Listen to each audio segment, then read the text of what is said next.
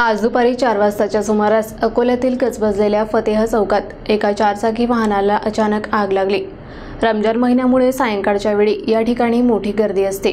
त्याचवेळी गाडीला आग लागल्याने नागरिकांमध्ये भीतीचे वातावरण निर्माण झाले। अकोला शहरातील गजबजलेल्या फतेह चौकात दुपारी 4 वाजताच्या सुमारास एका चारचाकी वाहनाला अचानक आग लागल्याची घटना घडली। या आगीमुळे परिसरात एकच खळबळ उडाली।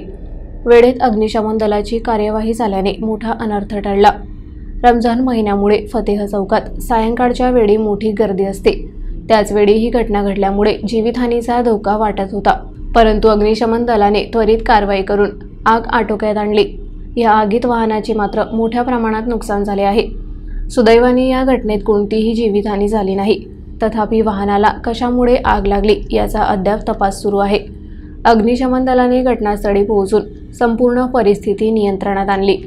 या आगीमुळे फतेह चौक भागात थोडा वेळ गोंधळाची परिस्थिती निर्माण झाली होती।